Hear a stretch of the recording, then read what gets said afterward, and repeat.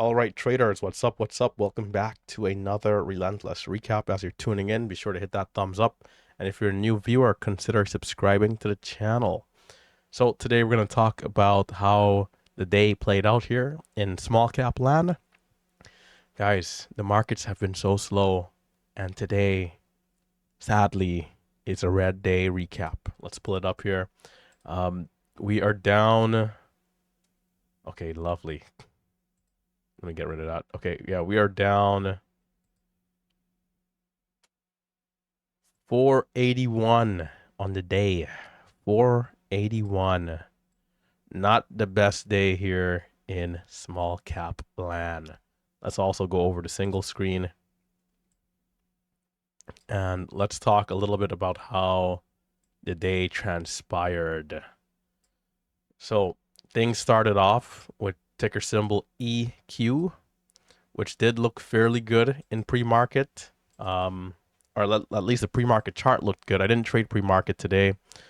This thing, looked like it had some potential, right? We were consolidating sideways, holding up lows around 107, and we were hoping that into the open we could see a curl to the upside and a potential up trending move. Guys, I do apologize. I'm feeling a little under the weather here. I have a cold. A cold that's worse than usual. But anyhow, I'm looking at EQ and I'm telling myself, if volume starts to come in early, I'm going to take the chance with a tight stop. And then we saw ticker symbol. I don't think it was BJDX. It might have been. I had 3 stocks on the watch list today. It was one of the other 2, and those stocks were. Well, I didn't update this freaking thing today. I think it was VFF. One of the other stocks that are on the watch list. And so when this move started, we did look away. Man, I tell you. And missed this move from 110 to 125. Like, man, you got to be kidding me. So that happened, and the stock we were looking at was no good. So we missed an opportunity. And we then started to look at the pullback here, right back down at 110 area. And this thing sold off miserably. We had a low of 07. It bounced up a little bit, and we were hoping to hold this level and then potentially curl back up over time. Instead, from a high of 110, it flushed down to 1 and then lows of 94 cents. I got caught in at 10, out at 102 or 101, and I had about 1,800 shares. Smaller position. Did not expect in the wildest dream to lose more than like 3 cents in a trade. But here I am in a trade losing about 10 cents, right? So the day started with me being down 188 on EQ. We did take, I think, a trade somewhere else in this red to green here, where we also lost. In fact, we sold right before this next massive drop right here. So honestly, EQ, if we were to zoom out, you'll see like we had a bit of a red to green. But man, was this thing tough. So small size day, taking it easy. And to be down 480 is a little too much. We don't want to be red more than 200 on a day like this. But again, starting the day down 188 in that one trade, that's already like the max loss right there in the first minute of the day if we're to leave, right? So we wanted to give ourselves a fighting chance. So we're going to stick around and just keep going.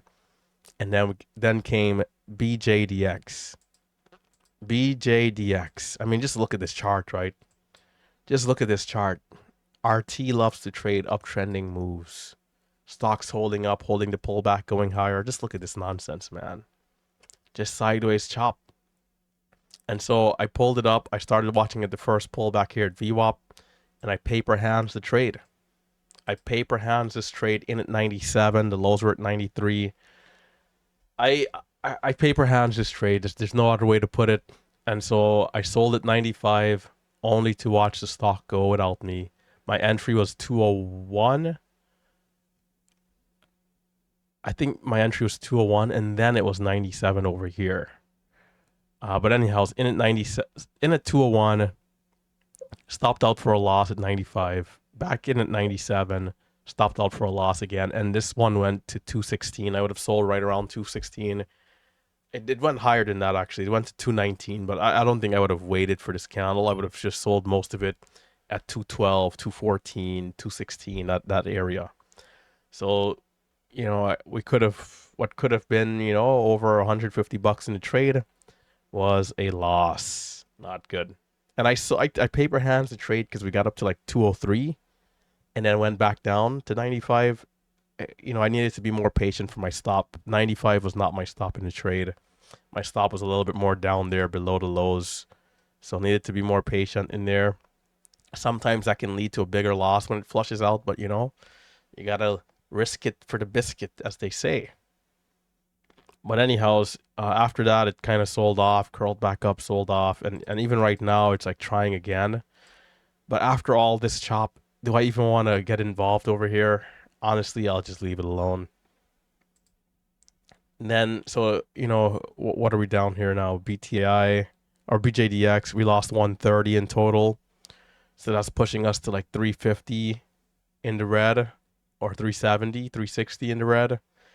And then came BTAI just a few minutes ago. I didn't see any of this uptrend here, but in this consolidation up here, I got involved. My first trade was a very good trade. In at 6, out at 28. Was it over here? Let's see, lows or at 95. I think it was over here. I'm in at 6 in this area, and I'm out at 28, which is almost the high point of this candle. We then tried to take the dip lower, like 610. It came all the way back down to 95. We stopped out for a loss there at like 603, 604. And then, by the way, in this position, we sold half early, like 08, 07. So that wasn't good. But the other half did give us a nice boost, though. We were up like 110 in the trade.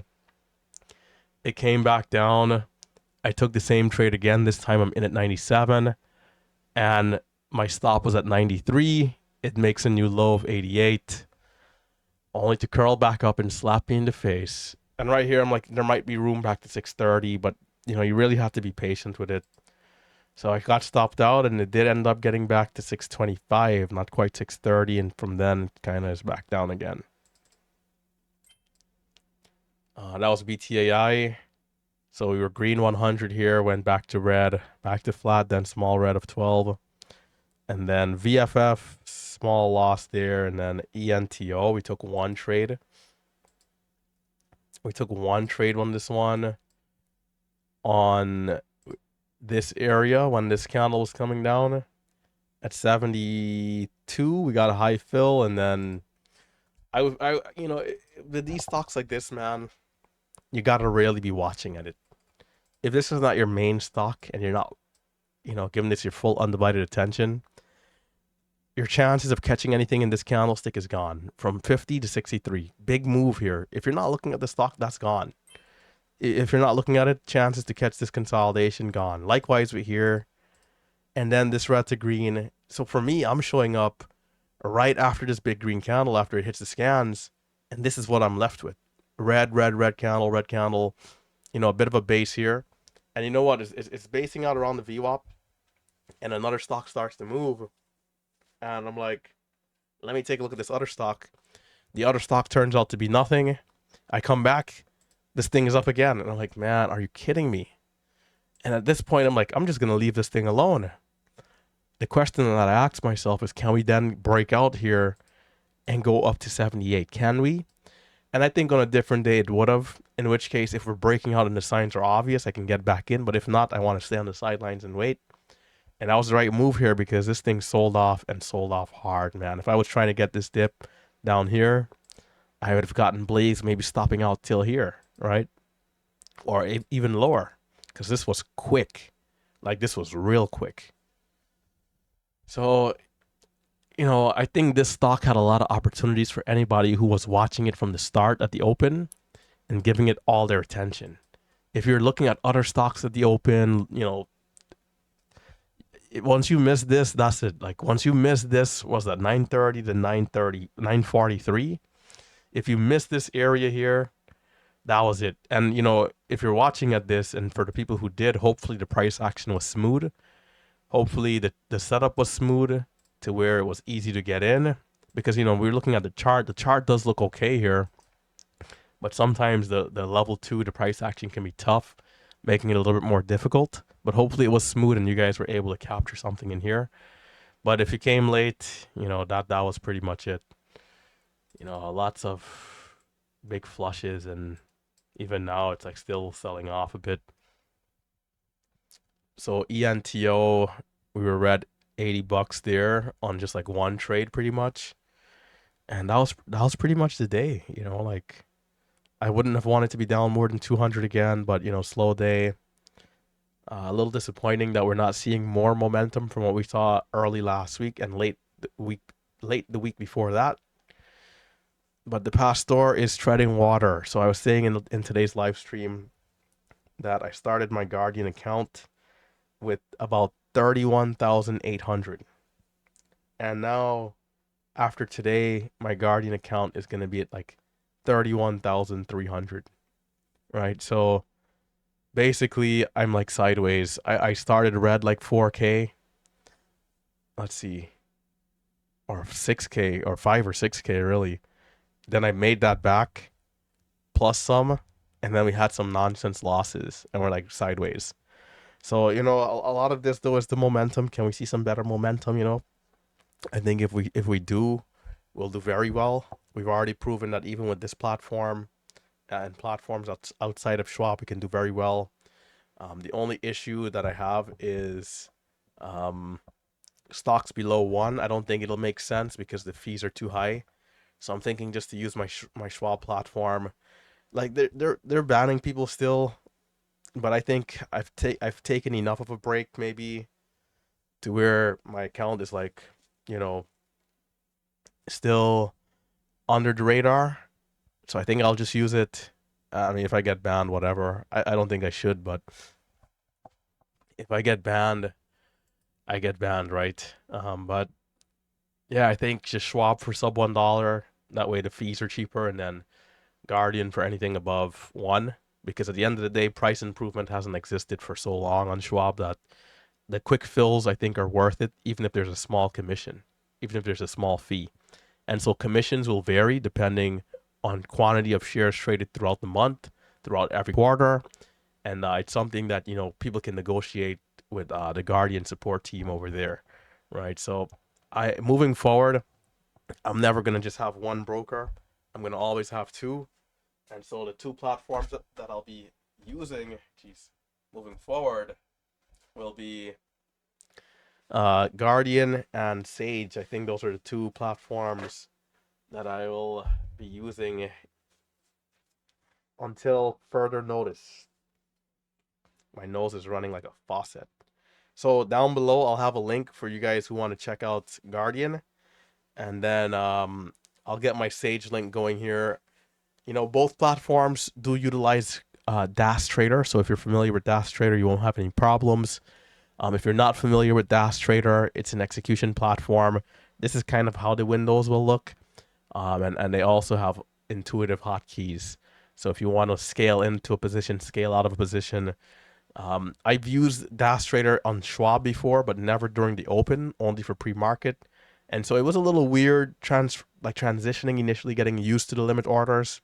But, as long as the stock is strong and trending up and you're trading the right areas, trading is trading, and green is green. So yeah, I think it's good to protect ourselves, just use multiple platforms. It's good to be careful when it comes to over trading, especially on cheaper stocks. That way you don't pile up the fees, because at like 0.0, 0.0005, 0.008, 0.003, like all these different numbers, like it's really not that bad. But the issue is if you're like below $1 and you're like racking up like crazy. So, we got to do what we got to do. And then, man, my nose is like running so bad here. And then, just tread water until we see some hotter market conditions. But yeah, quick recap here just to go over what's going on. Again, we're still sideways. I'm going to import the trader view, so in tomorrow's recap, I can show you guys like we're still sideways. But I'll catch you guys later. Hit that thumbs up. Stay safe, stay green. Check out the links down below for the chat room. If you do want to get involved with the chat room, that's where it goes down before the live stream, during the live stream, and after. If you want to check in with guys like Tim, Marcelo, and the other traders who are not posting to YouTube right now. You guys can always find any of them in the chat room. All right. Stay safe, stay green. Hit that thumbs up, and I'll catch you guys later. The chat room link is called Discord. It is down below. All right. Catch you guys later.